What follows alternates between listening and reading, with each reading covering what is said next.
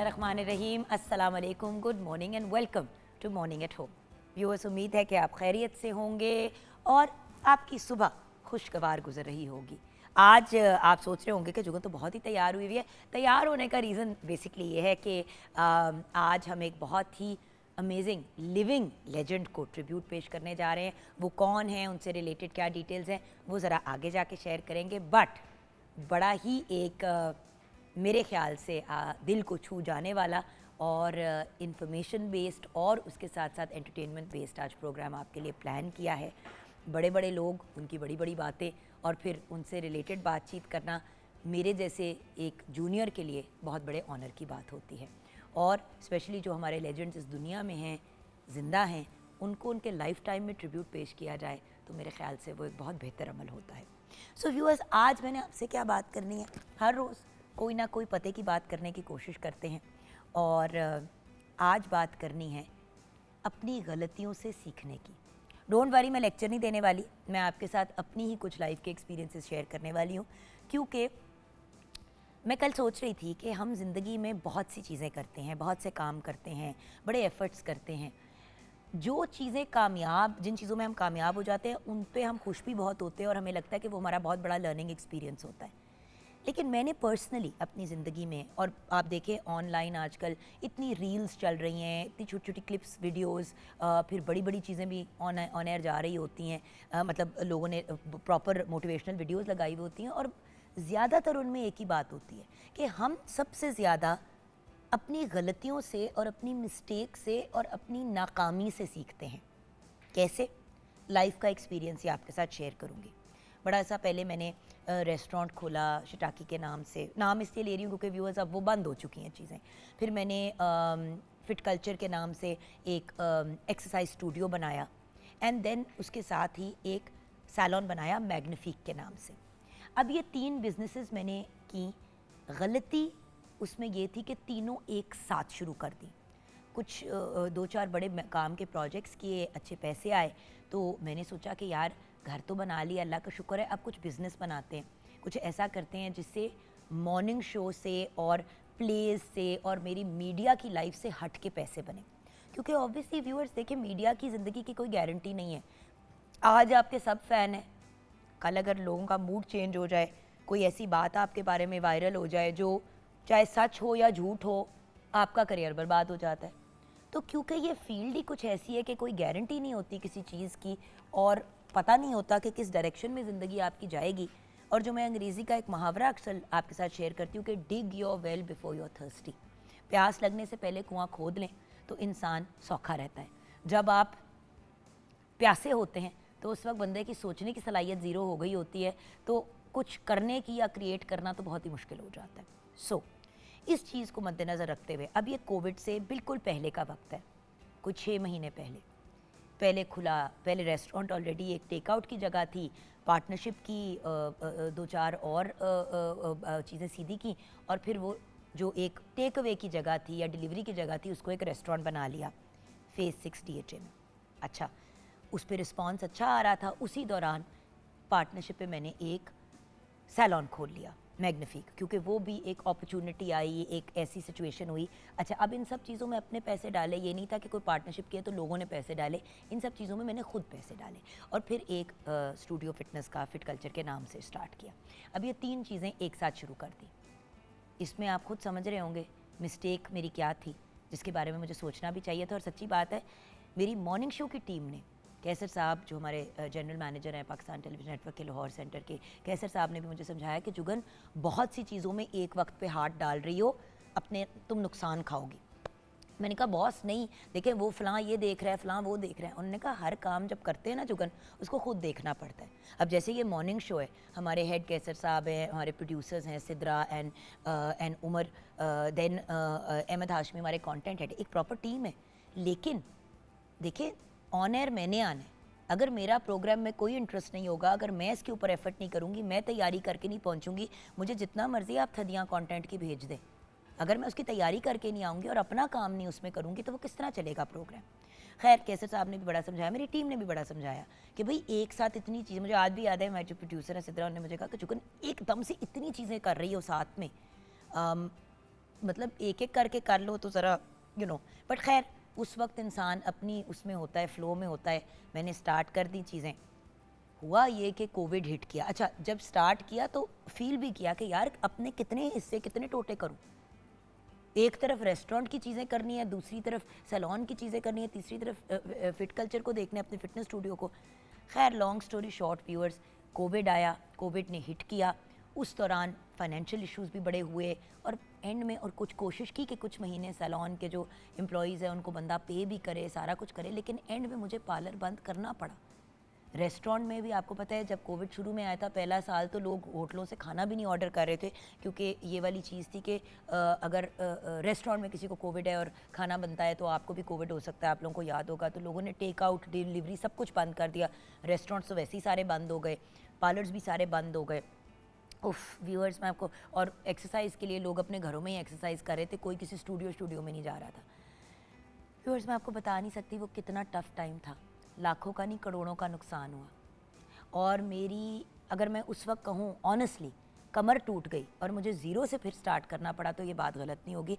अल्लाह का बड़ा करम है कि मैंने घर उससे पहले अपना बना लिया हुआ था, तो ये नहीं था कि जो घर के पैसे थे उसमें लगे। और व्यूअर्स, फिर लिटरली ज़ीरो से अब जाके कहीं, अल्लाह का शुक्र है, अब पिछले 6 महीने साल में चीज़ें स्टेबल हुई हैं। वरना वो जो 2-3 साल थे जिसमें चीज़ें शट डाउन हो रही थी, बंद हो रही थी, अब मुझे सब कहते हैं कि हाय तुम तो बड़ा रिग्रेट करती होगी। व्यूअर्स, मैं नहीं रिग्रेट करती। हाँ, गलतियाँ हुई, अगर वो ना की होती, एक एक करके किया होता, सच्ची बात है, अगर एक ही मेरे पास चीज़ होती, कोविड के दौरान इतनी मेरी पसली थी कि मैं फाइनेंशियली एक चीज़ को चला पाती, लेकिन जब तीनों को संभालने की कोशिश की जा रही थी। व्यूअर्स, आपको पता है जो जो किराया आपने देना है किसी प्लाजे के अंदर जगह लेने का, वो आपने देना ही देना है, और वो हज़ारों में नहीं होता, वो लाखों में होता है जब आप बड़ी जगह खोलते हैं। फिर उसके अलावा बहुत ज़्यादा फैला दी चीज़। तो मैंने उससे क्या सीखा? मैंने ये सीखा कि एक, अगर मैंने कोई अब बिज़नेस स्टार्ट करनी है, जो फिर मैंने की, स्किन केयर और हेयर केयर की पार्टनरशिप में लाइन स्टार्ट की। मेरे पार्टनर है नजम मज़ारी, उनके साथ अल्लाह उसे ज़िंदगी दे, सेहत दे, लिटरली मेरे छोटे भाइयों की तरह, ब्रिलियंट पर्सन। और हमने उसको शुरू किया और अब उस प्रोजेक्ट को भी, जो मेरी ब्रांड है उसको ऑलमोस्ट 2.5-3 साल हो गए, और हम उसी के ऊपर वर्किंग कर रहे हैं, हम उसी को इम्प्रूव कर रहे हैं। हमने कुछ अब आउटलेट्स भी लाहौर में खोले हैं, वहाँ पे भी अपने प्रोडक्ट्स रखें, आहिस्ता आहिस्ता सुकून से, फास्ट फॉरवर्ड पे नहीं, स्पीडें नहीं मारी, और तहम्मुल से करके अल्लाह का शुक्र है उसके रिज़ल्ट भी बहुत अच्छे आ रहे हैं, लोग भी पसंद कर रहे हैं। प्रोडक्ट निकालने होते हैं तो 15 प्रोडक्ट एक साथ नहीं निकालते, 2 या 3 निकालते हैं, उस पर प्रॉपर रिसर्च करके, प्रॉपर एफर्ट करके, उसके ऊपर प्रॉपर, वो जो कहते हैं ना, इन्वेस्टिगेशंस और चीज़ें क्रिएट करके। सो पॉइंट ये है कि उस बुरे एक्सपीरियंस से, जिसमें फाइनेंशियल लॉस भी हुआ, नुकसान भी हुआ, मैं फिर भी कहती हूँ अल्हम्दुलिल्लाह कि अल्लाह मियाँ ने मुझे सीखने का मौका दिया। सो व्यूअर्स, हमारी जो गलतियाँ होती हैं ना, अगर हम उन गलतियों में फंस जाएं, मज़े की बात यह है कि मैं तो निकल आई, मामा और मेरे कुछ फैमिली मेम्बर्स ट्रॉमे में ही रहे कि यार ये तुम्हारे साथ क्या हो गया, और मैं हंसती थी और मैं कहती थी खैर है, अल्लाह की मर्ज़ी। देखिए व्यूअर्स, रब ताला की इजाज़त के बगैर, अल्लाह के कुन कहे बगैर हम लोग कख नहीं कर सकते, हम किसी जोगे नहीं हैं। मेरे रब ने मेरे लिए उससे बेहतर कुछ सोचा था, अल्लाह मियाँ ने मुझे सिखाना था। देखिए यूनिवर्सिटी कॉलेज भी जाते हैं, ख़र्चा तो होता है ना व्यूअर्स। तो चले, ये एक तरह सा मेरे यूनिवर्सिटी या कॉलेज का एक एक्सपीरियंस था लाइफ का, हो गया। अब हमने उससे आगे बढ़ना है, क्या करना है क्या नहीं करना। सच बोल पूछे तो जब स्किन केयर हेयर केयर की लाइन शुरू करनी थी ऑर्गेनिक, मेरा वो पंजाबी में कहते हैं ना, तरा निकला हुआ था कि आए हाय अब ये फिर चीज़ ठप हो गई तो दुनिया ने मेरे पे हंसना है। लेकिन बात ये कि व्यूअर्स, दुनिया ने तो मेरी रोज़ी रोटी नहीं कमा के देनी, घर भी मैंने खुद चलाने हैं, अपने मामलात भी मैंने खुद देखने हैं। और बात यह है कि बंदा गलतियां करके ही सीखता है। कभी कभी बहुत बड़ी फाइनेंशियल गलतियां हो जाती हैं, कभी कभी छोटी मोटी मिस्टेक्स हो जाती हैं। मैंने कुछ बड़ी फाइनेंशियल लॉस जो हैं वो बर्दाश्त किए, लेकिन उसी के बरक्स अगर देखूँ तो ऐसे लोग भी हैं जो अरबों का नुकसान बर्दाश्त करते हैं, वो लोग भी तो हैं ना व्यूअर्स। सो अल्टीमेटली अल्लाह का शुक्र अदा करना, तहम्मुल से आगे बढ़ना, अपनी गलतियों से सीखना, और याद रखना कि हमारी मिस्टेक्स भी एक लर्निंग ग्राउंड है, और फिर उन गलतियों को रिपीट ना करना। सबसे बड़ी बात यह है कि गलती से सीख के उस गलती को रिपीट नहीं करना, क्योंकि अगर रिपीट कर करके आपने रिपीट ऑफेंडर बनना है तो वो फिर एक मुख्तलिफ प्रॉब्लम है, वो एक ढिठाई का एलिमेंट है। मेरा सिर्फ पॉइंट ये है कि इंसान को तरीके से पॉजिटिवली आगे बढ़ना चाहिए। याद रखना चाहिए कि इंसान गलतियों का पुतला है, मिस्टेक्स हो जाती हैं, बुरे डिसीजंस बंदा ले लेता है। ज़िंदगी के लाइफ पार्टनर में भी हम गलत डिसीजन ले लेते हैं, शादियाँ नहीं चलती, बहुत मामलात नहीं हमारे चल पाते।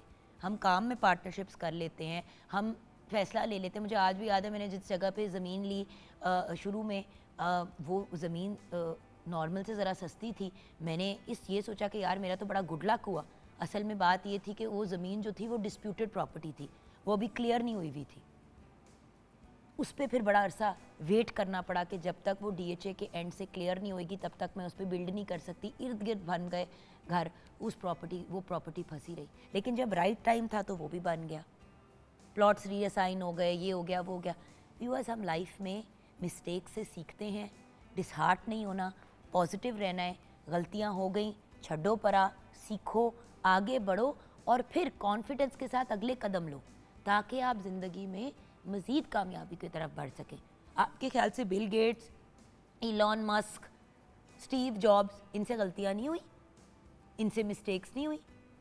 हम एक चिकन की बड़ी फेमस ब्रांड है जहाँ जिंगर जुंगर ये चीज़ें मिलती हैं, उस ब्रांड का जो ओनर था जिसने उसको क्रिएट किया था, कर्नल सैंडर्स जिनको हम कहते हैं, कर्नल सैंडर्स ने क्या किया, एक के बाद दूसरे उन्होंने ज़िंदगी में भंड किए। 60 साल की उम्र के बाद कहीं जाके उन्होंने ये स्टार्ट किया और आज देखे पूरी दुनिया में वो ब्रांड है।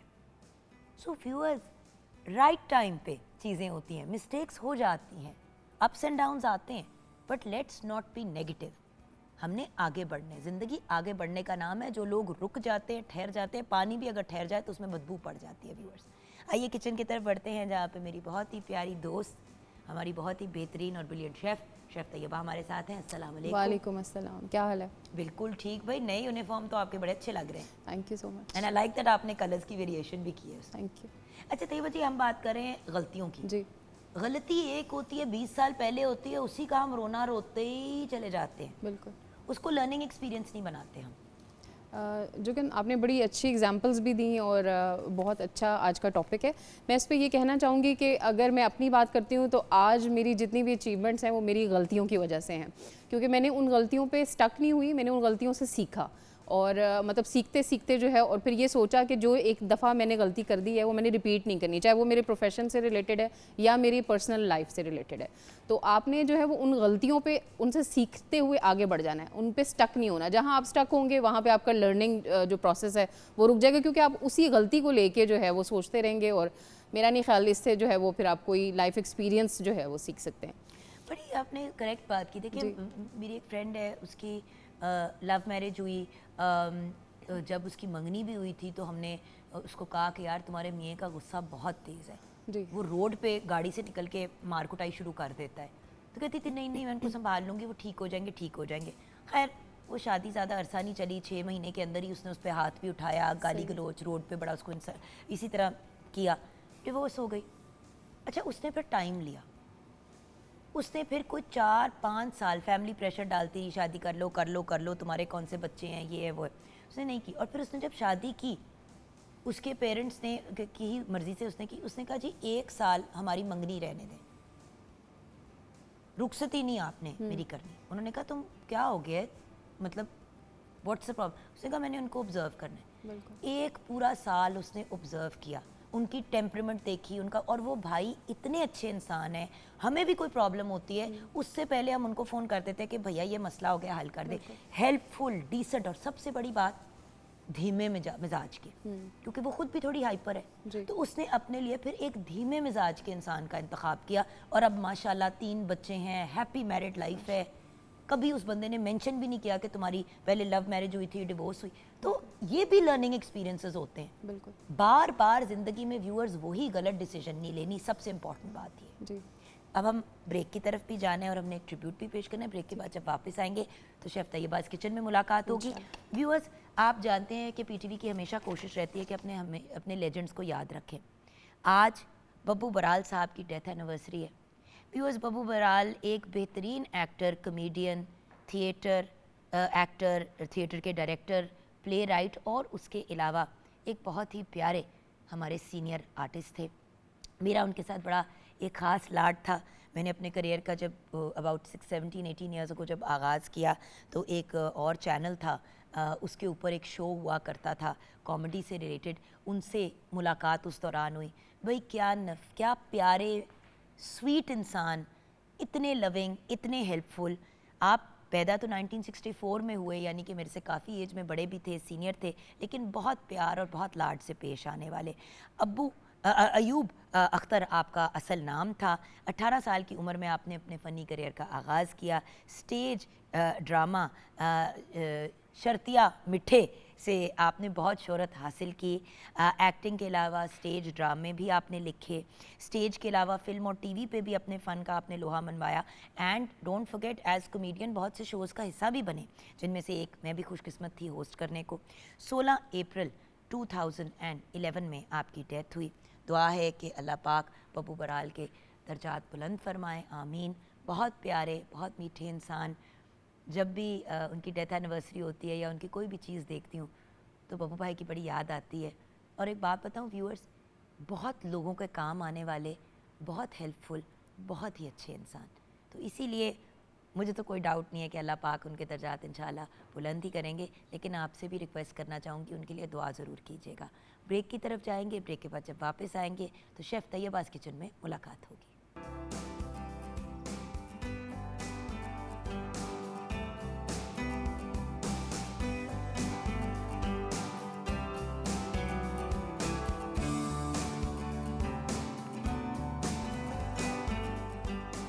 Welcome back from the break viewers. हम आ गए किचन में और क्योंकि शेफ़ तैयबा का किचन है तो वही बताएंगी वो क्या कर रही हैं। जी, आज हम बना रहे हैं dragon chicken Indo Chinese fusion के साथ, और उसके साथ एग फ्राइड राइस है। बिल्कुल सही। तो ये आप क्या कर रही हैं? ये मैंने जो है, क्योंकि आपने चिकन फ्राई करना है, अब आपको भी तो मैंने कोई काम देना है ना। नहीं, मैंने आपसे कभी नहीं कहा कि आप मुझे काम दें, आप मुझे ज़बरदस्ती के काम देती हैं जो मैं खास एंजॉय नहीं करती। ठीक है, तो चिकन मैंने फ्राई कर चिकन आपने फ्राई करना है, इसलिए मैंने इसको मैरिनेट कर दिया और मैं बता देती हूँ अभी कि क्या क्या हमने मैरिनेट इसमें चीज़ें डाली हैं। अगर चिकन फ्राई करनी है तो फिर उससे इसके ऊपर इसको फिर मैं उस पर किचन रोल पे निकालना है या नॉर्मल उस पर निकालूँ? नहीं, इसी पे किचन रोल पे। और ये हमारा ऑयल हो रहा है। दूसरा पैन मैंने रखा हुआ है, इसमें हम अंडे फ्राई कर लेंगे एग फ्राइड राइस के लिए, ताकि झटपट हमारे जो राइस हैं वो और भी बस साथ इसको इसी तरह डालना है या इसमें भी और मैदा डलेगा? नहीं, कुछ भी नहीं डालना, बस ये One by one स्ट्रिप्स जो हैं ये फ्राई होंगी। ठीक है, अब आप मुझे बताइए अपनी इंग्रेडिएंट्स। जी बिल्कुल।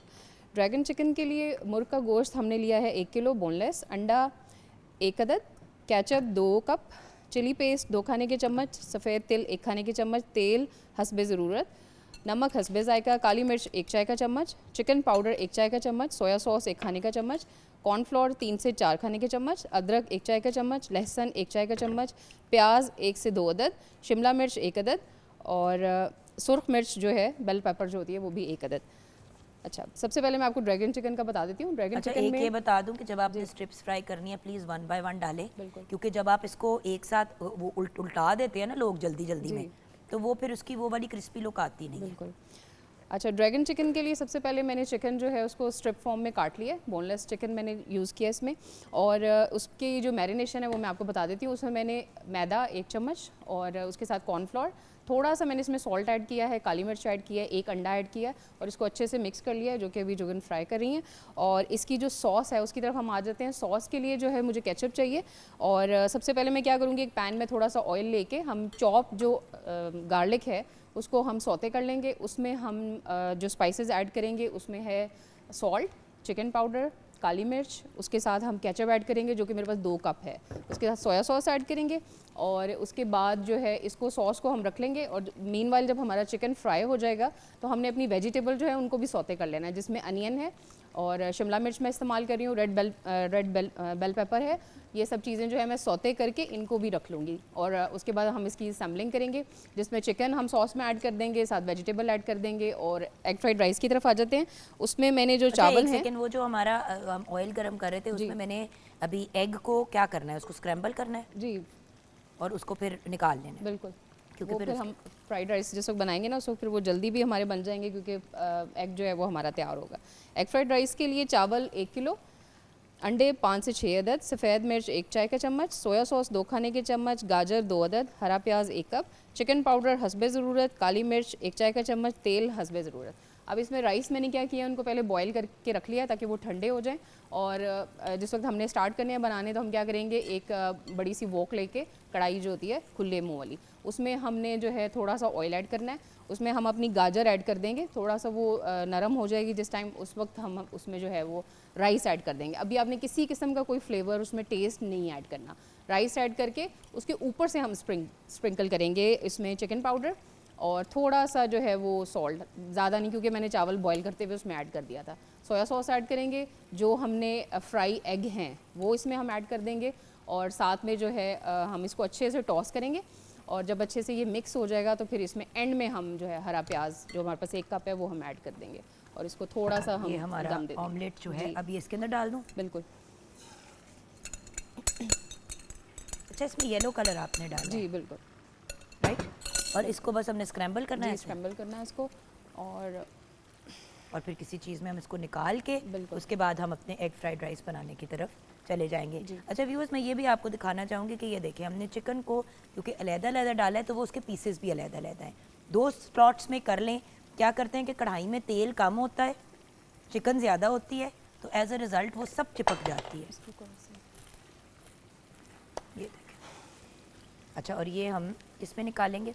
इसको हम डिश में किसी भी डिश में निकाल लेते हैं। अच्छा, ऑमलेट पहले क्यों बनाते हैं? अच्छा, आई रिमेंबर जब मैं छोटी होती थी, सेंस नहीं थी ना, तो क्या करती थी, एग फ्राइड राइस बना के उसके ऊपर अंडा तोड़ देती थी फिर मैं इनसाइड, तो वो अजीब ही कुछ गुतावा सा बन जाता था, पूरे चावल पीले हो जाते थे। कुक हम इसको साथ भी कर सकते हैं, लेकिन इसमें ये हमारे पास ऑप्शन होती है कि जिस तरह अभी आप इसमें इसको नमक शमक बना डला हुआ है? नहीं, इसमें कुछ भी नहीं हमने ऐड किया। थोड़ा सा वैसे सॉल्ट अगर डाल दें तो अंडा भी फ्लेवर्ड हो जाएगा। ठीक है। सॉल्ट डाल दें या हम वो डाल दें अपना क्योंकि होता है ना कि जब अंडे को टेस्ट करते हैं तो वो बिल्कुल ही अलहदा उसका टेस्टलेस सा आ रहा बिल्कुल, होता ये है। चीज़ें ऑप्शनल होती हैं, अपनी चॉइस के ऊपर होती हैं। और जुगन, आज का जो आपका टॉपिक है, अगर मैं उस पर एक चीज़ और ऐड करना ज़रूर चाहूँ, डानो क्या? जी बिल्कुल। ये आपका एग हो गया। जी। बेसिकली एग को इसलिए हमने पहले करके कर दिया व्यूअर्स, वो तो आप ऑन द स्पॉट भी कर सकते हैं क्योंकि अब हम बेसिकली राइस बनाने की तरफ जाएंगे, राइट? बिल्कुल, अब बड़ी वॉक दे दो। मुझे बड़ा वॉक बेटा दे दो, थैंक यू। हमारी अच्छा, उसमें ये चीज़ थी, मैं ये कह रही थी आपसे कि जब हम अपनी गलतियों से सीख लेते हैं जुगन, तो हम दूसरे लोगों से अपना एक्सपीरियंस क्यों शेयर नहीं करते? हम बहुत हेजिटेट करते हैं इस चीज़ में कि मतलब जैसे आप देखें, अगर कोई टेक्नोलॉजी आई है, अच्छा, लोग ना खुश होते हैं, मज़े लेते हैं, मज़े लेते हैं कि अगला बंदा जो है उसको वो इस चीज़ से, इस प्रोसेस से गुजरे। तड़प रहा है। देखिए, दूसरों को हमें नहीं ये गलत चीज़ है कि हम दूसरों को ना तो सिखाएं ना ही गाइड करें, ये बड़ी ज़्यादती है। बिल्कुल ऐसे। देखिए, हर इंसान को अल्लाह ताला ने कोई सलाहियत दी है, कोई कैपेबिलिटी दी है। मैं क्यों जो मोटिवेशनल स्पीकर्स होते हैं और उनसे इतनी इम्प्रेस्ड होती हूँ, क्योंकि वो अपनी ज़िंदगी के एक्सपीरियंसेस शेयर करते हैं, बिल्कुल। वो छुपाते नहीं हैं चीज़ें, बिल्कुल ऐसे ही है। वो बल्कि आपको गाइड करते हैं ताकि आप भी अपनी ज़िंदगी को बेहतरी की तरफ लेके जाएं। मैं हमेशा एक ही बात सोचती हूँ कि लोगों को क्या इशू होता है, उनको ये प्रॉब्लम होती है कि अगर ये कामयाब हो गया तो क्या मेरी कामयाबी कम हो जाएगी? बिल्कुल एक चीज़ का दूसरे से कोई ताल्लुक नहीं है। ऐसे ही है। सो यू आर राइट, अपने एक्सपीरियंसेस शेयर भी करने चाहिए। इसीलिए तो हम प्रोग्राम पे हमेशा मैं आप अच्छा, कोई ऐसा एक्सपीरियंस आपका जी। जिसमें आपने नाकामी फेस की हो या आपने डिसअपॉइंटमेंट फेस की और उसके बाद फिर आपने अपने आप को मतलब रीएडजस्ट किया हो, कोई ऐसा एक्सपीरियंस है आपका? बिल्कुल हैं, बहुत सारे हैं एक्सपीरियंसेस।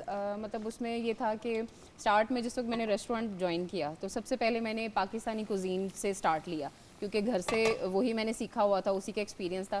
फिर उसके बाद जिस वक्त मैंने कॉन्टिनेंटल और मतलब थाई कुजीन और इन चीज़ों पे काम करना शुरू किया तो डेफिनेटली वो मेरे लिए एक नई चीज़ थी। ये तो ठीक डाला या और डालूं? जी, बहुत है। ठीक है। ठीक है जी।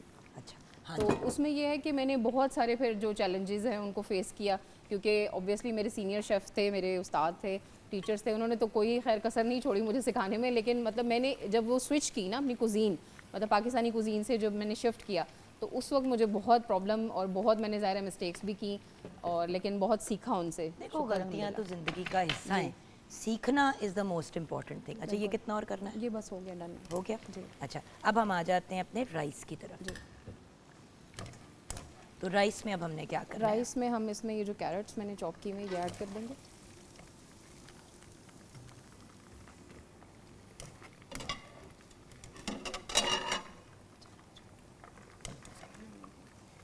ये ले जी, अब देखिए ना, चिकन हमारी हो गई है हाफ डन। अब बाकी जो है आधी हम उसको करेंगे ready. Like I said, take your time, इतना कोई वो हाबड़ा नहीं होता। ये आपको पता है, एक दफ़ा ये चीज़ें डन हो जाएं तो उसके बाद तो कुकिंग में इतना टाइम भी और नहीं लगता। चाइनीज़ में जुगन आपने तैयारी करके रख ली है तो कुकिंग मतलब इट्स सेल्फ कोई टाइम नहीं लेती इतना ज़्यादा, हार्डली ये 10 to 15 मिनट्स का काम होता है जिसमें आपने सॉस रेडी करनी है। अब जैसे ये हमारी चाइनीज़ पेस्ट मैंने रेसिपी में बताई है, वो भी मैंने यहीं पे तैयार किया। अच्छा, मुझे तो वो जो चिली पेस्ट होती है घर जी, की ही बनी हुई जी, अच्छी लगती है, बिल्कुल। क्योंकि वो जो आपको बॉटल्स में मिलती है ना यार, बिल्कुल उसका वो फ्लेवर नहीं होता। बिल्कुल, जो आप चीज़ फ्रेश बना रहे हैं उसमें अगर प्रिजर्वेटिव ऐड हैं तो वो कैसे उसका टेस्ट डिफरेंट तो नहीं, ज़ाहिर है वही है जो इम्पोर्टेड आप वाली fresh- अगर आप लो जो बिल्कुल। चाइनीज़ एक्चुअली आपको मिलती है या वटेवर, तो वो फिर महंगी भी बहुत होती है। वो एक आपको सॉस इतनी महंगी पड़ जाती है 3-4 हज़ार की, कि उतने में तो आप पूरी डिश तैयार कर सकते हैं। अच्छा, तो हमने कैरेट डाली फिर। जी, कैरेट सौते करके उसमें मैंने जो है वो राइस ऐड कर दिया। और जैसे मैंने आपको पहले बताया था कि फ्लेवर आपने इसमें कोई भी कैरेट्स के साथ ऐड नहीं करना। उसकी रीज़न ये है कि वो ना लम्प्स बन जाते हैं अंदर और वो फिर अच्छे से राइस के अंदर मिक्स नहीं होता। तो आपने ये राइस ऐड करने के बाद अब यहाँ पे जो है मैं इसमें फ्लेवर ऐड करूँगी, जिसमें मेरे पास ब्लैक पेपर है। देखिए, हमारे पास तो 2 चूल्हे हैं ना जिन पे हम काम जी। करते हैं, बट आप लोगों के पास घरों में तो इससे बहुत बेहतर ऑप्शंस होते हैं। बिल्कुल ऐसे ही है। सो आप अपनी चीज़ों को तरीके से घर में करें एडजस्ट। चिकन पाउडर मैंने ऐड किया। और बाय द वे, ये इन इटसेल्फ इतना मज़े का होता है कि अगर आपने इसको ऑलमोस्ट लाइक टेम्पूरा, अगर वेरी नाइस, लाइक टेम्पूरा। जी बिल्कुल। सोया सॉस मैंने ऐड किया। ठीक है। और ये जो हमारे पास क्रम्बल्ड एग है ये भी हम इसमें ऐड कर देंगे ताकि ये अच्छे से इसमें मिक्स हो जाए। राज बस जी। बिल्कुल सही। एग फ्राइड राइस भी अब एक ऐसी चीज़ है क्विक बनने वाली। आप इसमें थोड़ी सी चिकन डाल दें जी। तो chicken fried rice with egg हो गया, तो उसमें बिल्कुल। प्रोटीन का कंटेंट भी ठीक जी। हो जाता है। अक्सर लोग सोचते हैं कि यार बच्चों को आज खाने में क्या दें, टाइम नहीं है बहुत सी चीज़ें बनाने का, तो ये इन इटसेल्फ कंप्लीट मील हो सकती है। जिस तरह हमारी बिरयानी होती है, जी। उस तरह आपने एग फ्राइड राइस बना दी, उसमें थोड़ी सी सब्जियां एक्स्ट्रा डाल दी एंड यू ये गुड टू गो। ऐसी कलरफुल चीज़ जब बच्चे देखेंगे जुगन तो वो कैसे नहीं खाएंगे, इसीलिए मैंने हल्का सा इसमें ना बस एग के साथ अच्छा, मैंने मेरी जो है दोस्त ना, वो क्योंकि कलर उसका ऐड किया। उसके बच्चे जो है ना जी। जरा तंग करते हैं चिकन के पीसेस और इन चीज़ों के ऊपर जी। ना, गोश्त के पीसेस पे, उसका भी मेरे पास बड़ा अच्छा हल है। जी। आप बड़े आराम से कीमे को थोड़ा सा कैरेट से पहले भून लें, उसके बाद आप कैरेट डाल दें बिल्कुल। और कीमा उसमें Optional आ हर जाएगा, चीज़। तो वो बड़े मज़े की एक जी। चीज़ तैयार हो जाती है। अब इसमें मैं ये स्प्रिंग अनियन जो है इसका ग्रीन पार्ट सिर्फ मैं ऐड कर रही हूँ ठीक है। और इसको अब हम कवर कर देंगे। दम में जी, बस लाइट से। ये आपके वो हो गया। अच्छा, और चिकन हमारी ऑलमोस्ट जी, रेडी है। ready है। अब इसका सॉस हम कैसे तैयार ये करेंगे? मुझे वो दें। और ये हमने पेस्ट भी तैयार की हुई है रेड। एक वो पैन पका दो इधर से। ये देखें ना व्यूअर्स, ये इन्होंने चिली पेस्ट यहीं पे आके तैयार किया, ये देखें। So everything can be done on the spot, quickly, कोई इशू नहीं है, सुकून से बंदा अपनी चीज़ों को लेके चले। तो अब ये क्या कर रहे हैं? ये चिकन आप उतारेंगे ना तो इसमें हम हल्की सी ये वेजिटेबल सौते कर लेते हैं और बस उसके बाद फिर झटपट हम सॉस अपनी रेडी करके तो उसमें सब चीज़ें ऐड कर देंगे, वेजिटेबल्स भी और चिकन भी। बिल्कुल, वेजिटेबल चिकन। और फिर सॉस में क्या क्या जा रहा है अब हमारा? सॉस में हमारे पास केचप है, उसके साथ सोया सॉस है और टेस्ट में जो है इसमें हम ऐड करेंगे ब्लैक पेपर, चिकन पाउडर, थोड़ा सा सॉल्ट और बस ये। A little bit of sugar also. जी, शुगर। बट मैं एक बात बताऊँ आपको व्यूअर्स, देखिए ये चीज़ें इतनी ईजी टू मेक होती हैं कि एक तो क्विकली भी हो जाती हैं। बिल्कुल। अब आपसे बातें करते करते ही एग फ्राइड राइस तैयार हो गए। जी बिल्कुल। सिर्फ हमने पहले से उबाल के रखे हुए थे चावल। जी और बेस्ट है कि एक दिन पहले के चावल हों। बिल्कुल, वो तो ज़बरदस्त। बेस्ट है कि एक दिन पहले के आपके राइस तैयार हुए हुए हों, तो आपके लिए भी इजी हो जाता है। अब हम जैसे ही इस चिकन को उतारेंगे, सॉस तैयार होगा, बिल्कुल। चावल ऑलरेडी रेडी हैं, आपने जैसे ही सॉस तैयार करके चिकन को टॉस किया, जी, सब रेडी। तो इससे ज़्यादा आसानी क्या हो सकती और है? ये सब चीज़ें जो कि सिखाने का मकसद भी तो ये होता है ना कि हम समझते हैं पता नहीं रेस्टोरेंट में बन रहा है या हम जो चीज़ ऑर्डर कर रहे हैं वो कितनी की मुश्किल है। एक अब बात आपके बताऊं? सामने हम तैयार कर रहे हैं, देखें क्या मुश्किल है चिकन इसमें। को एक्स्ट्रा मज़े का अगर बनाना है तो जी। उसका भी मेरे पास ऑप्शन है। जी। आप चिकन को मैरिनेशन कर दें, अंडा और मैदा ना डालें, बिल्कुल बाकी सब कुछ डाल के उसको मैरिनेट करके रख दें। बिल्कुल। जब आपने इसको कुक करना है, फ्राई करना है, उस वक्त आपने अपना अंडा और मैदा डाल दिया, कॉर्नफ्लावर जो भी डालना है, जी, ऐसे ही। And your good to go. ये देखिए, ये वाली चिकन भी हमारी तैयार हो गई।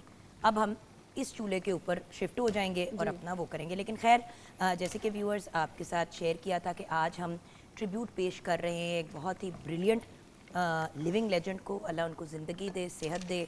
She is in her 90s now माशाल्लाह। मैं बात कर रही हूँ आपकी, मेरी, हम सब की फेवरेट फरीदा खानम की। फरीदा जी, फरीदा मैम को हम ट्रिब्यूट पेश करेंगे। आपको क्वीन ऑफ गज़ल गायकी भी कहा जाता है लाड में, प्यार में, और आपको ये टाइटल भी एक तरह से दिया गया सब कॉन्टिनेंट में। तो हम ब्रेक की तरफ जाएंगे, ब्रेक के बाद जब वापस आएंगे तो ट्रिब्यूट सुनते हुए आएंगे और हमारे साथ कुछ ऐसे एक्सपर्ट्स म्यूज़िक से रिलेटेड हैं जो हमें गाइडेंस भी देंगे फरीदा जी से रिलेटेड। आप हमारे साथ रहिएगा।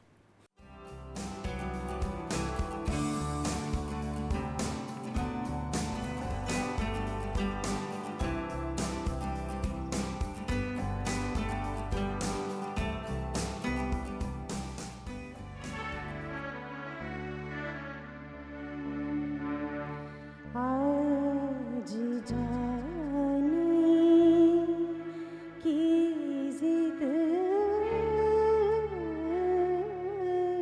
ना करो, आज जाने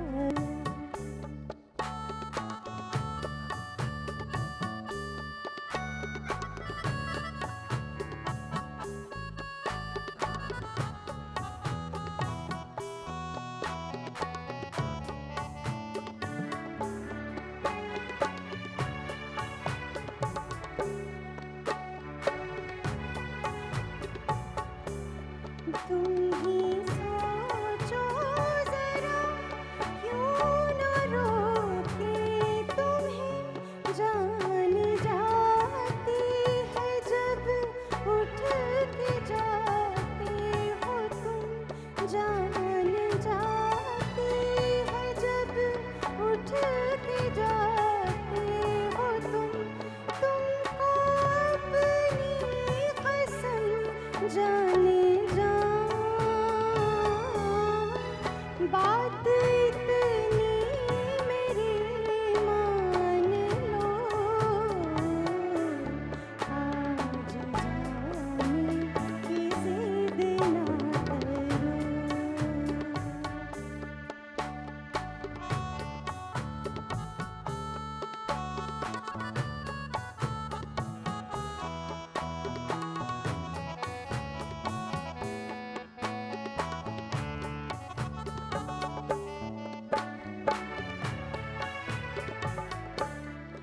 वक्त की कैद में जिंदगी है मगर, वक्त की कैद में जिंदगी है मगर, चंद घड़ियां यही है जो आजाद है, चंद घड़ियां यही है जो आजाद है। इनको खोकर मेरी जाने जा, उम्र भर ना तरसते रहो, आज जाने की जिद ना करो।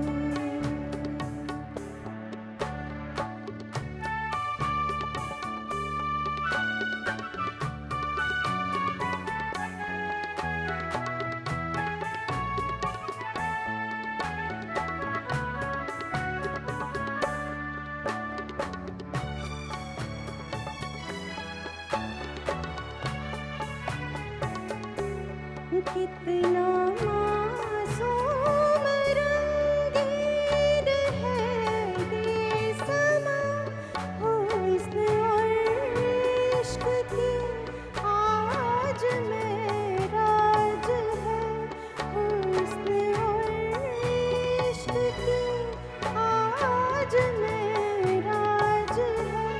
कल की किसको खबर जाने जा,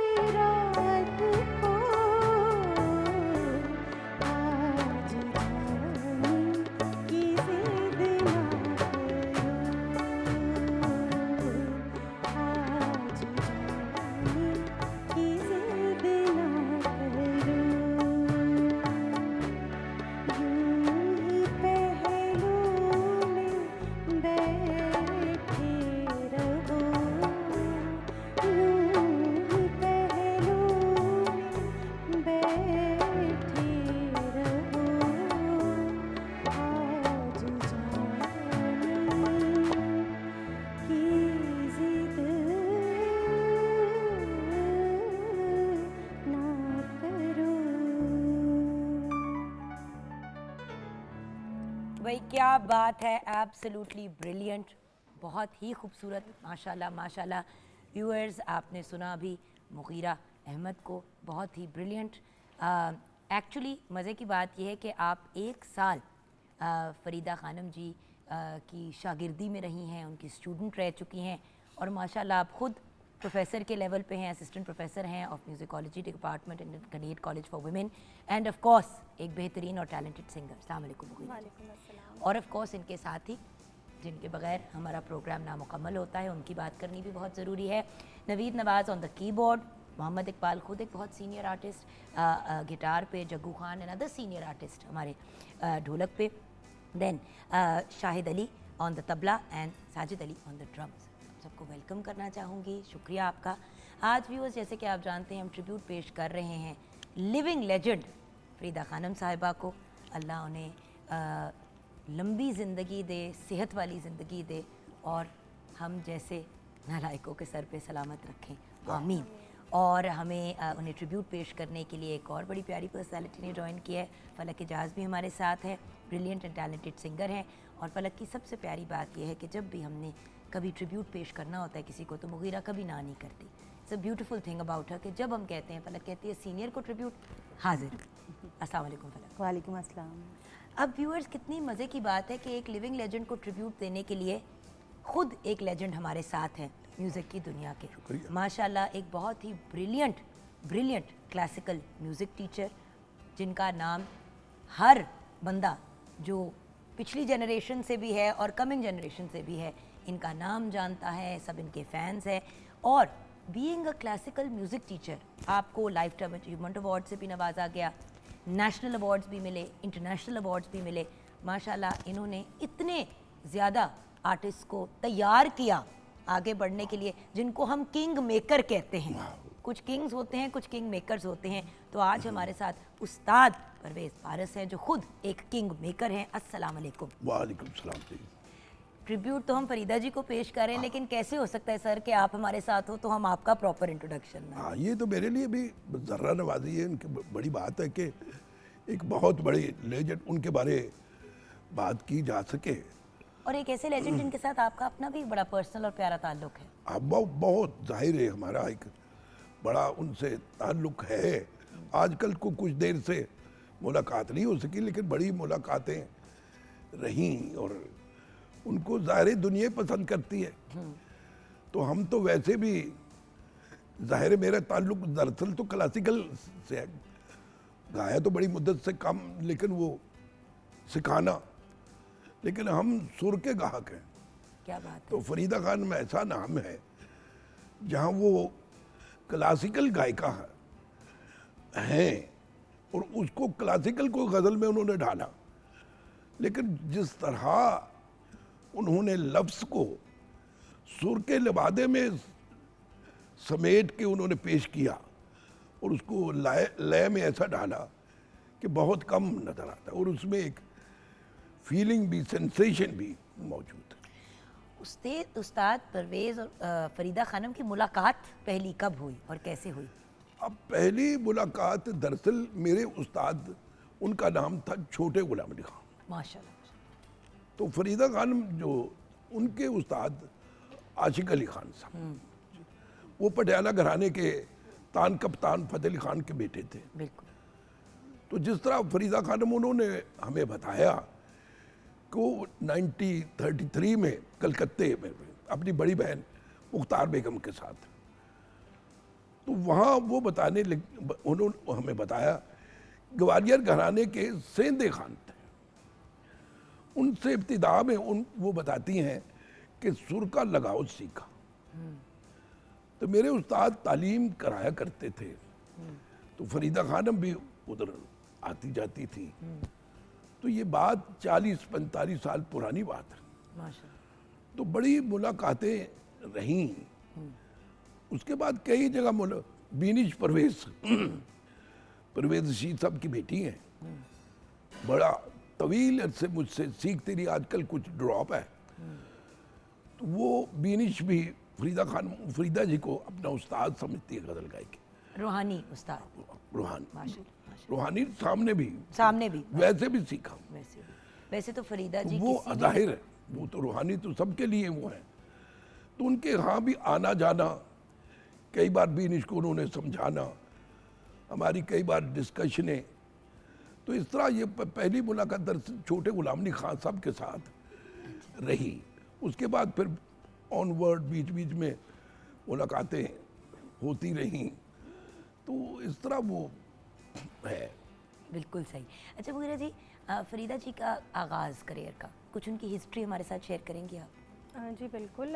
फ़रीदा जी की जो बड़ी बहन थी Mukhtar Begum, she was also a very renowned singer, और क्लासिकल बाकायदा उन्होंने भी सीखा हुआ था, और उनका भी गज़ल गायकी में बहुत नाम था मुख्तार बेगम जी का।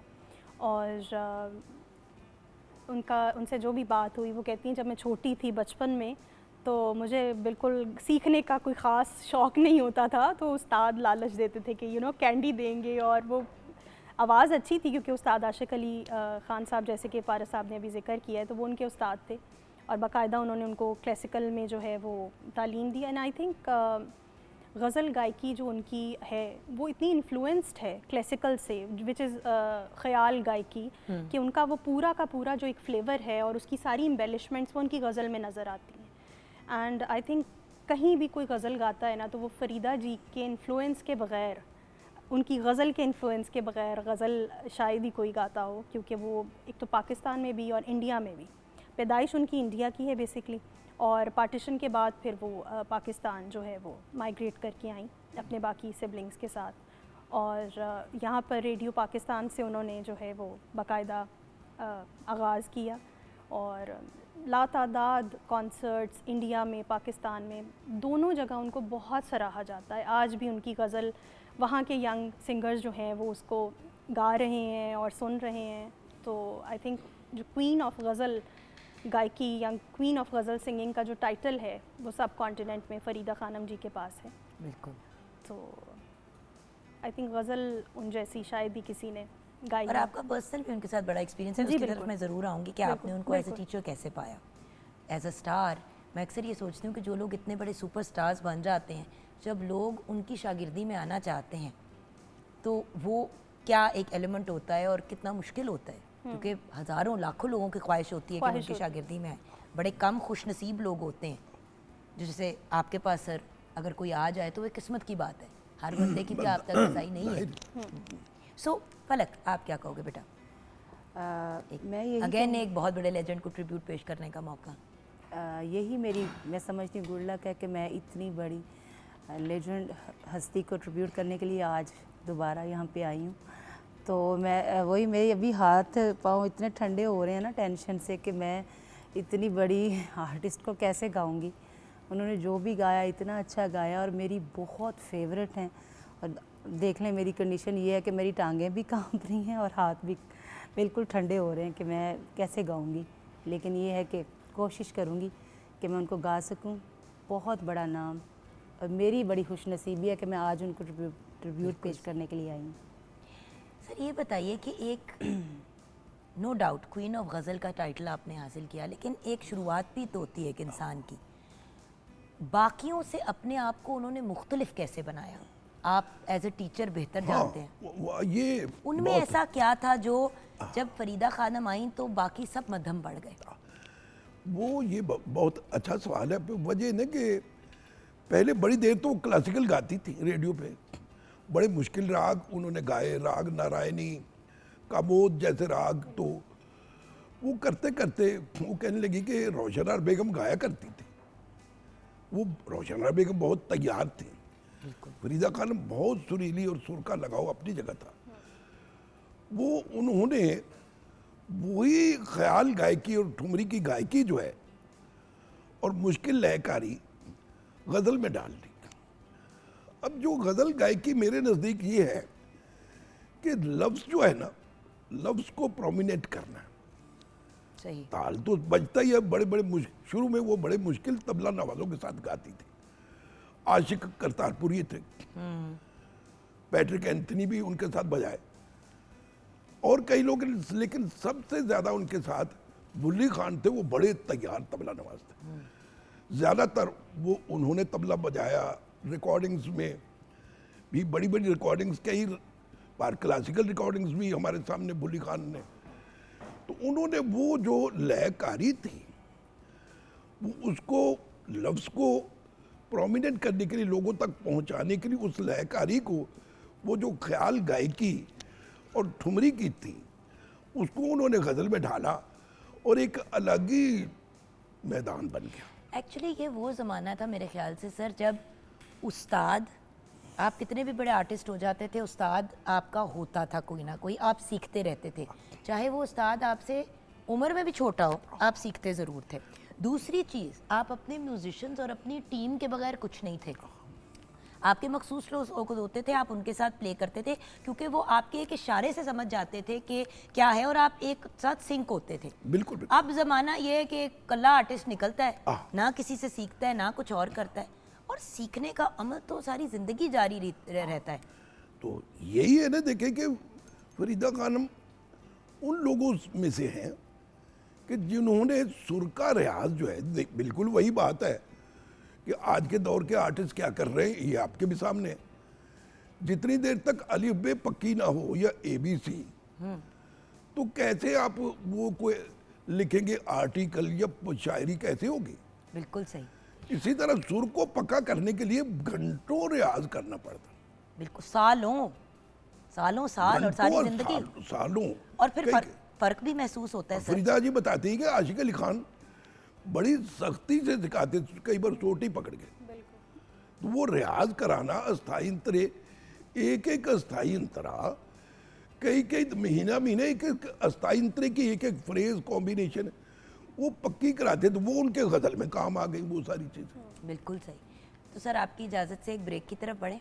हाँ बिल्कुल बिल्कुल। व्यूअर्स, हम ब्रेक की तरफ तो जाएंगे, ब्रेक से जब वापस आएंगे तो फलक, आप हमें फरीदा जी का कौन सा हिट सुनाएंगी?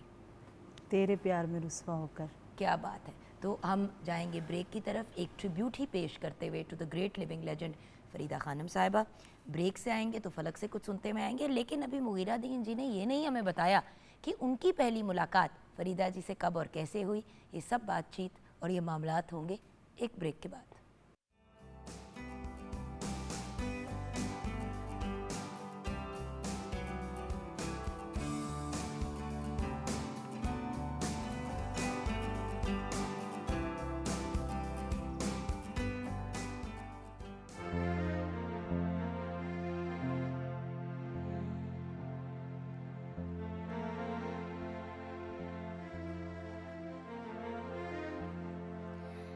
तेरे प्यार में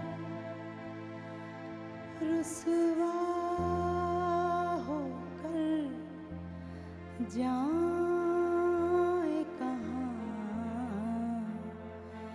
दीवाने लोग के जाने क्या क्या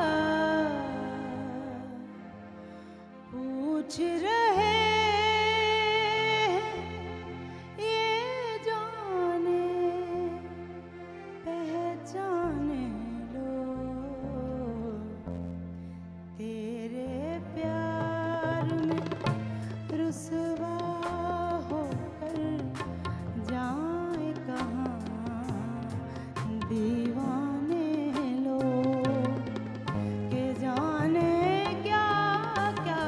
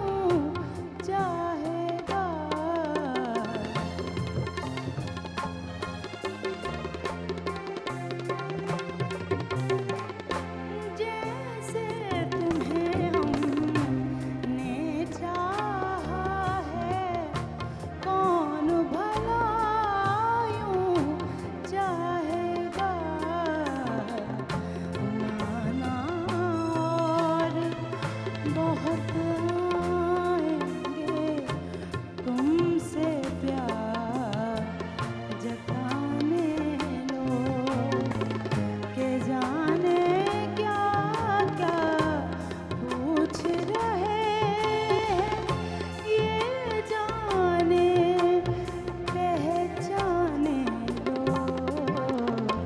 तेरे प्यार में रुसवा होकर जाए कहाँ दीवाने लो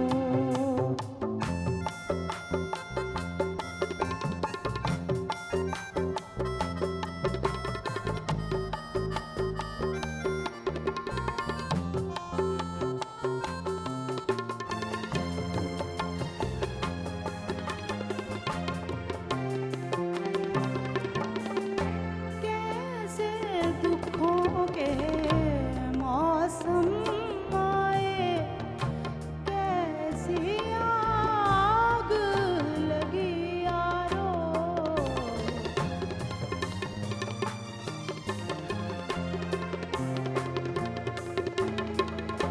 कैसे दुखों के मौसम आए कैसी आग लगी यारो अब सहराओं से लाते हैं फूलों के नजराने लो अब सहराओं से लाते हैं फूलों के नजराने लो के जाने क्या क्या पूछ रहे हैं ये जाने पहचाने लो तेरे प्यार में रुसवा होकर जाए कहाँ दीवाने लो क्या बात है, एब्सोल्युटली ब्यूटीफुल, वेल डन फलक। फलक की बाकायदा व्यूअर्स जान निकली हुई थी। उनका इतने बड़े उस्ताद के सामने एक तो आप मुझे परफॉर्म करने के लिए कह रहे हैं, ऊपर से इतनी बड़ी हस्ती को ट्रिब्यूट पेश करने के लिए हमारी लिविंग लेजेंड फरीदा जी अगर हमारा प्रोग्राम देख रही हैं या उनको पता चलता है प्रोग्राम का, तो बस उनसे रिक्वेस्ट है कि अगर कोई ताई कोई ऐसी बात हो तो माफ़ कर दे। हम आपको बहुत प्यार करते हैं, आपकी बहुत इज्जत करते हैं और आप one of our few living legends हैं। सो ये एक बड़ी इम्पॉर्टेंट चीज़ है कि हम अपने लेजेंड्स को उस वक्त याद रखें जब वो हमारे साथ हैं। सर एक बात, अभी फलक परफॉर्म कर रही थी तो मेरे जहन में एक चीज़ आई। एक वक्त था जब जैसे मैडम नूरजहान हो गई, मैडम जी, फरीदा खानम साहब, मतलब ये सारे ऐसे आर्टिस्ट हैं ब्रिलियंट अपने अपने राइट में, और उस वक्त एक आर्टिस्ट नहीं होता था, 2-3 एक ही टाइम पे बड़ी फीमेल आर्टिस्ट होती थी, ऑर्केस्ट्रा होता था, पूरा माहौल होता था। अब वो वक्त ही नहीं रहे सर। ये मेरी गलत सोच है या आप बेहतर जानते हैं? आप मुझे ये नहीं कि ये जो लोग थे जिनका आपने नाम लिया कि फरीदा जी के साथ साथ नूरजहां भी थी, वो भी बड़ी गैरतमंद थे। ये लोग अपने उस्तादों के बड़े ही आशिक थे। वो जैसे फैज साहब ने कहा, वो लोग बड़े खुशकिस्मत थे जो इश्क को काम समझते थे बिल्कुल, और काम से आशिकी करते थे। ये लोग ऐसे थे, अपने काम से इश्क था, उस्तादों की ताबे फरमानी करते थे। आज के लोग ऐसा नहीं करते, थोड़ा सीखा उसके बाद जो मर्जी खुद ही उस्ताद, मतलब जो उस्ताद सबक दे रहा है, अगर वो अलिफ है तो मुद्दतों बुल्ले शान इक्को अलिफ तेरे दर का, वो पक्के तो बे बंदा कहे। ये लोग ऐसे ही थे, फरीदा जी, नूरजहां। सर आपको पता है उस पिछले दिनों मेरी किसी से मुलाकात हुई तो किसी ने इंट्रोड्यूस कराया तो कहा कि ये फलां उस्ताद ये हैं।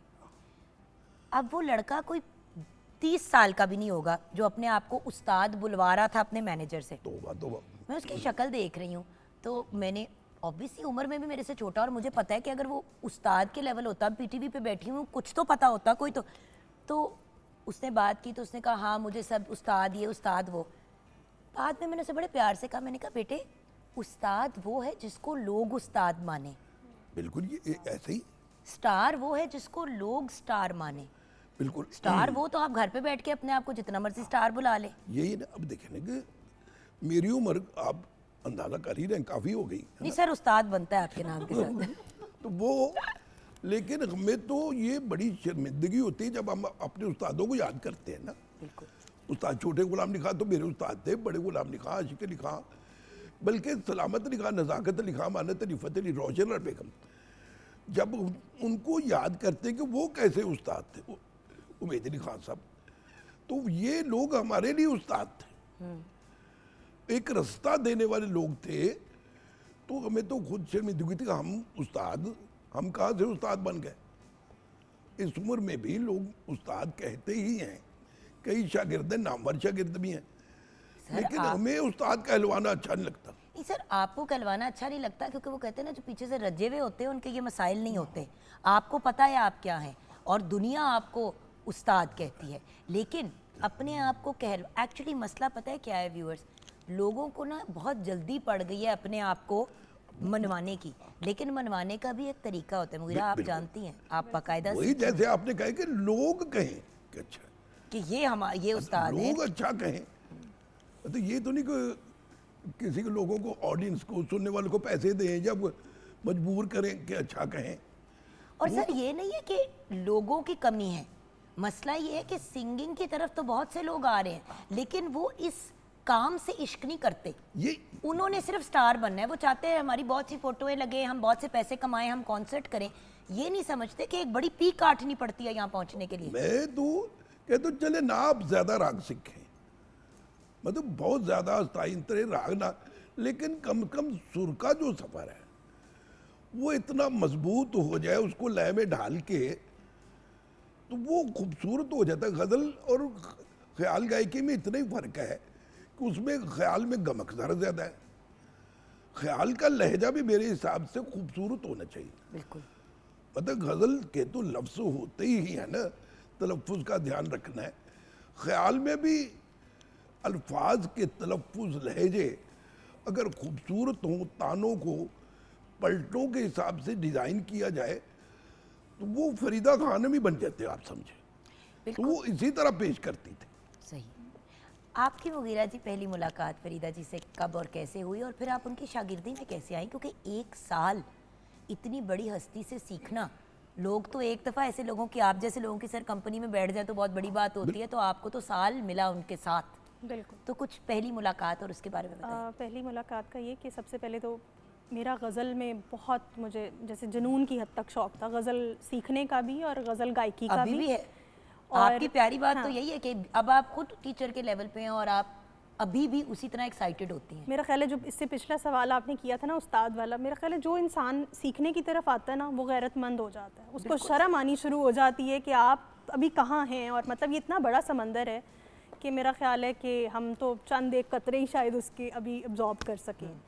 तो मेरा जो रिसर्च वर्क था वो भी गज़ल गायकी के ऊपर था, और उसकी जो डिफरेंट स्टाइल्स हैं, तो उस पर मैंने बाकायदा काम किया, उसमें डिफरेंट गज़ल सिंगर्स के इंटरव्यूज़ किए, उनसे बाकायदा मुलाकात हुई, जिसमें ग़ुलाम अली साहब, इकबाल बानो जी, मेहदी हसन ख़ान साहब तो उस वक़्त नहीं थे, उनके साहबजादे थे, फ़रीदा खानम जी, इन सब से मेरी बात हुई, मुलाकात हुई, मैंने रिसर्च की। और गज़ल मैं गाती थी, और कॉन्फ्रेंस में मैंने गज़ल गायकी में गोल्ड मेडल भी लिया, और मतलब शौक़ था मुझे, बहुत बहुत शौक़ था। तो मैंने चंद एक गज़लें रिकॉर्ड की, और वो मेरे हस्बैंड के ना एक जानने वाले थे कराची में, बर्नी साहब, तो उनका बहुत मरासिम थे बड़े अच्छे फ़रीदा खानम जी से। तो उनको जब वो सुनवाई तो उन्होंने कहा कि शी मस्ट लर्न, और अगर सीखना है तो एक ही आर्टिस्ट और लेजेंड हैं जिनको मैं रेफ़र कर सकता हूँ, तो मुगीरा को फ़रीदा खानम जी से सीखना चाहिए। उन्होंने बाकायदा फिर हमारी मुलाकात कराई, हमारी बात अच्छा, हुई, और उन्होंने फिर मुलाकात भी करवाई? कुछ बिल्कुल। लोग कह देते हैं लेकिन फिर आगे से हाथ नहीं को पकड़ाता। उन्होंने कहा कि आपको सीखना चाहिए बाकायदा। उन्होंने फ़रीदा जी से बात की, और हमने फिर उनके घर पर इधर गुलबर्ग में मुलाकात की, और वहाँ से फिर हमारा जो है वो सिलसिला शुरू हुआ, आवाज़ का लगाने का अंदाज़ और गायकी। और बीच में वो जाती भी रहती थी इंडिया भी, उनको काफ़ी कॉन्सर्ट्स के लिए बुलाया जाता था, बल्कि अभी भी मुझे याद है, मैं आज ही सोच रही थी, उन्होंने एक बहुत खूबसूरत मुझे जो सूट दिया, मैंने वो संभाल के रखा हुआ है कि वो इट्स समथिंग। तो बाकायदा शागिर्दी तो नहीं, लेकिन I consider my self fortunate कि मुझे उनके साथ बैठने का, उनसे कुछ सीखने का, कुछ समझने का मौका मिला। सर एक बात बताएं, अगर कोई इस लेवल पे पहुंचना चाहता है आज के ज़माने में, उसका तरीका क्या है, फॉर्मूला क्या है? हर कोई करना चाह रहा है ये काम, लेकिन कोई कर नहीं पा रहा पूरी तरह से। तरीका आसान भी है तो मुश्किल भी है। क्योंकि सर एक गाना हिट होता है और उस हिट के उत्ते ही अगले 10 साल लोग निकाल देते हैं और उसके बाद कोई अगली चीज गए। डिसिप्लिन से चलना नहीं चाहते गायक, खास तौर पे ये गाने बजाने में। देखिए ना, पढ़ते हैं बच्चे, सुबह जाते हैं 5 बजे उठते हैं, शाम को अकेडमी जाते हैं, तो म्यूजिक लोग समझते कभी कभार हफ्ते में एक दिन आधा पौना घंटा, ज़्यादा घंटा गए, उस्ताद के पास बैठे ही गज़ल याद कीजिए 2 पलटे तो गवैया बन जाइए। कैसे हो सकता? मैं तो कंप्रोमाइज़ नहीं करता, वैसे कोई ट्यूशन्स भी मिल जाती हैं, लेकिन मेरी ये कोशिश होती है उस्तादों ने ये कि एनर्जी वेस्ट मत करे अपनी, वो चला उसका जितनी देर तक सुर पक्का नहीं होता। हमारी गायकी में ख्याल और गज़ल एक ही चीज़ है ना। गज़ल ये ख्याल और ठुमरी से बन रही है, तो उसमें आवाज़ का लगाव जो है और उसका जो एक्सेंट है वो हम ये कर रहे हैं, इसमें एक वजन वेट हो तो वो सुर बनता है। हर सुर जो है अपने मकाम पे स्कैन हुआ बोले। 7 ये 12 सुर जो है हमारे, तो इन 12 सुरों को सेट करते ही ये फरीदा जी और ऐसे कई और लोग, गुलाम अली, वो कहते 12 साल बल्कि सारी जिंदगी इनको साफ करते ही लग जाए तो फिर वो गजल बनती है। ख्याल तो एक ही चीज़ है। और सिर्फ सुर ताल सीखना नहीं होता, उसको अंडरस्टैंड भी करना होता है। जो मैंने एक चीज़ सीखी है आप जैसे असातिज़ा से मुलाकात करके और सीनियर आर्टिस्ट से मिलके, कि उन्होंने सिर्फ सीखा नहीं गाना, उन्होंने सीखा भी, बिल्कुल लिखत पढ़त भी की, उसको अंडरस्टैंड किया कि ये आप लोग 1 सेकंड में राग पहचान लेते हैं। मेरा जैसा नालायक तो सारी जिंदगी कोशिश करता नहीं, सीधी बात है, मैं समझ ही ना पाऊँ। आपकी बात को बढ़ाते हुए आशिक अली खान साहब ने जो सिखाया ना फरीदा जी के पास, वो अब उनके एक शागिर्द के पास है इतना मोटा रजिस्टर जिसपे उस्ताद आशिक अली खान साहब ने अपने हाथों से वो अस्ताइंतरे, ठाठ, वादी स्वादी पलटे, वो मैंने खुद देखे, लिख के भी दी कि उनको बाद में भी देखते रहे। और ये रजिस्टर लाखों करोड़ों की प्रॉपर्टी से ज्यादा और कीमती है। उन्होंने मुख्तार बेगम ने वो जो रजिस्टर था लॉकर में रखा हुआ था शुरू में, तो बिल्कुल जायज वो बनता है। फिर फरीदा जी को दे दिया। क्या बात है। तो वो उनको अब तो वो नहीं इतनी हिम्मत के वो उसको पढ़ें, लेकिन उन्होंने एक शागिर्द के सुपुर्द कर दिया। तो वो सारी चीज़ें महफूज होनी चाहिए। इंसान ही होता है, भूल जाती, तो वही किताब बन जाती है जो उस्तादों से सीखा होता है। वो तबले की गात हो या अस्ताइंतरा हो, उसके रमूज हो, ठाठ, वादी सवादी, वो लिख रखे तो ज़्यादा, वरना कभी भूल भी जाते हैं। लेकिन इन चीज़ों से सबसे ज़्यादा रियाज ज़रूरी है, और वो भी किसी मुस्तरद उस्ताद की रहनुमाई में हो। उस्ताद सिखाते नहीं, और अगर सिखाते भी हैं तो सिर्फ इस हद तक सिखाते हैं कि बस एक मगरो ले जाए प्रॉब्लम। लेकिन इसमें मैं एक बात करूँगा कि जो उस परफॉर्मर होता है ना, वो टीचर नहीं हो सकता, ठीक है, क्योंकि उसका अपना गाना खराब हो जाता है। कोच अलग होने चाहिए कि जो मेहनत करवाते रहे। हर चीज, जितने हमारे गाने वाले कई अच्छे हो सकते हैं, चाहे वो गजल गाए। एब्सोल्युटली, बिकॉज मुझे कई दफ़ा ऑफर हुई है कि आप वोकल सिखाएं। मैंने कहा ये सवाल ही नहीं पैदा होता, क्योंकि अपनी मैं singing खराब हो पढ़ा रही जाएगी। हूँ बहुत सालों से यूनिवर्सिटी में, लेकिन मैंने कभी किसी को वोकल नहीं सिखाया। मैंने कहा अगर एक परफॉर्मर है वो थ्योरी और हिस्ट्री तो पढ़ा सकता है, लेकिन आप हर एक इंडिविजुअल को उसके सुर पे सिखाना शुरू कर दें, आपका अपना सुर खराब हो योर जाएगा। ओन वोकल, और वो आपकी टोनल क्वालिटी जो है ना वो ख़राब हो जाती है। मैं बिल्कुल अग्री करती हूँ उस्ताद अच्छा, जी से। यहाँ पे हमें ब्रेक की तरफ जाना है। ब्रेक में जाते जाते एक वीडियो भी देखते हैं, लेकिन किचन में जल्दी से नज़र डालेंगे, क्योंकि एक चीज़ पैन एशियन कुजीन की व्यूअर्स ये है कि बहुत ज़्यादा देर उसको रखे तो उसकी शक्ल ही बदल जाती है। बिल्कुल ऐसे हमने कहा जल्दी से हम आपको वो भी दिखा दें। जी, 70% जो है वो कुकिंग तो मेरी प्यारी सी दोस्त ने कर दी आज हमारे साथ, और ड्रैगन चिकन हमने तैयार कर लिया, साथ एग फ्राइड राइस है। ब्रेक में मैंने खा भी लिया भाई। जी बिल्कुल। सो अब हम व्यूअर्स ब्रेक की तरफ जाएंगे, हम वापस आएंगे तो ऑफ कोर्स अपने शो को कंक्लूड भी करना है, फाइनल वर्ड्स भी लेने हैं अपने गेस्ट से। आप हमारे साथ रहिएगा।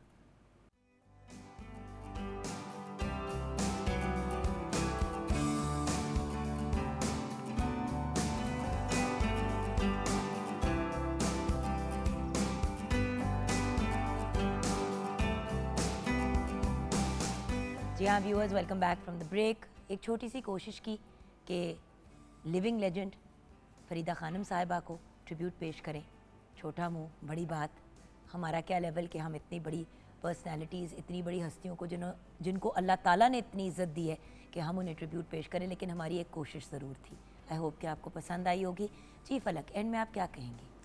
मैं यही कहूँगी कि अल्लाह पाक उन्हें सबसे पहले तो ज़िंदगी दे, सेहत तंदुरुस्ती दें, और हमारे मुल्क का बहुत बड़ा नाम है और मेरी बहुत फेवरेट, मैं उनको बहुत शौक़ से सुनती हूँ, बहुत मज़ा आता है उनको सुन के, और उन जैसे बड़े लोगों को सुन के ही हम थोड़ा बहुत गा रहे हैं आपके सामने। और मुझे अगेन मैं यही कहूँगी कि बहुत खुश हूँ कि मैं आज उनको ट्रिब्यूट पेश कर रही हूँ। थैंक यू सो मच बेटे, ऑलवेज ग्रेटफुल कि आप वक्त निकालते हो। मुगीरा जी, मेरी भी यही दुआ है कि अल्लाह ताला उनको सेहत वाली लंबी ज़िंदगी दे हमारे और सर पे हमारे सलामत सर पे रखे। सलामत रखे। आमीन। और हम जो भी कर रहे हैं बस उनको सुन के और कोशिश कर रहे हैं कि कुछ थोड़ा सा हिस्सा डाल सके, तो यही है। अभी हमने आपसे एक मज़ीद ट्रिब्यूट पेश करवाना है मैडम को, लेकिन उससे पहले हमारे साथ जब उस्ताद परवेज़ पारस साहब हैं, खुद एक legend in is own right, तो उन्हीं की बात पे शो कंक्लूड करेंगे। जी सर। कि जिस तरह देखे ना, हमने आज लिविंग लेजेंड फरीदा जी को ट्रिब्यूट दिया है, तो मैं तो ये चाहता हूँ कि जो नए लोग हैं, सिर्फ हम उनकी तारीफ ही ना करते हैं, उनको फॉलो भी करें। जिस तरह उन्होंने अपने उस्तादों की इज्जत की, देखे ना, मैडम थी नूरजहां, वो जब तक उनमें हिम्मत रही अपने उस्ताद गुलाम अहमद खां को साथ रखा, बहुत मुल्कों में ले जाती थी। फरीदा खान जी के उस्ताद आशिक अली खान काफ़ी पहले वो वफात पा गए, लेकिन उनको याद करती थी, सारी ज़िंदगी उस पर अमल किया, उनकी दुआएं, उनकी बरक़ात। तो नए आने वाले लोग भी इस रास्ते पे चलें। लेकिन कुछ साल पेशतर वो कलकत्ते गई थी, बड़े उस्ताद मौजूद थे कलकत्ते, मजकूर अली खान साहब थे, गिरजा देवी थे, ऐसा गाया कि वो याद करते। मशकूर अली खान साहब से मेरी बात होती है, तो वो उस पर अमल भी हमने करना है। तो अल्लाह ताला उन्हें सेहत दे। मतलब अभी तक वो आवाज़ लगाती हैं तो उसमें एक ताकत और एक असर है। वो इस बात को सामने रखें नए आने वाले लोग, और जिस तरीके से, जिस रास्तों से वो गुजरी हैं, ऐसे लेजेंड लोग, वो उस पर चलने की कोशिश करें और मुस्तरद उस्तादों के रहनुमा में आगे बढ़ें, ताकि उनका किया हुआ काम फरीदा जी का वो और भी आगे बढ़ सके। बिल्कुल सही। मेरी दुआएं उनके साथ। सर आपका बहुत बहुत शुक्रिया, तहे दिल से आपका शुक्रिया अदा करना चाहूँगी। आप खुद एक बहुत बड़े लेजेंड हैं और लेजेंड्स को आपने बाकायदा ग्रूम करके दुनिया में भेजा। अल्लाह आपको ज़िंदगी दे, सेहत दे, और आपको भी हम सबके सर पे सलामत रखे। और व्यूअर्स, अगर सीखना है तो ऐसे लेजेंड से सीखें।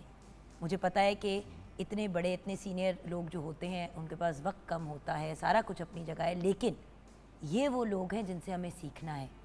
देखिए, शौकिया फ़नकार बहुत से आ जाते हैं इस फील्ड में, लेकिन अगर आपने लेजेंड का स्टेटस अचीव करना है तो लेजेंड से सीखना बहुत ज़रूरी है। यहाँ पे अपने शो को कंक्लूड करेंगे। सर आपका बहुत बहुत शुक्रिया, हमारे बहुत ही प्यारे म्यूजिशियंस का बहुत शुक्रिया, जिनके बगैर हमारा कोई भी प्रोग्राम नामुकम्मल ही रहता है। आप लोगों का बहुत शुक्रिया।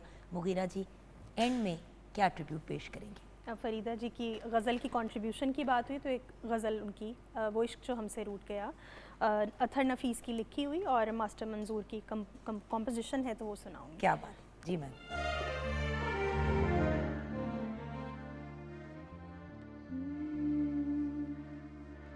वो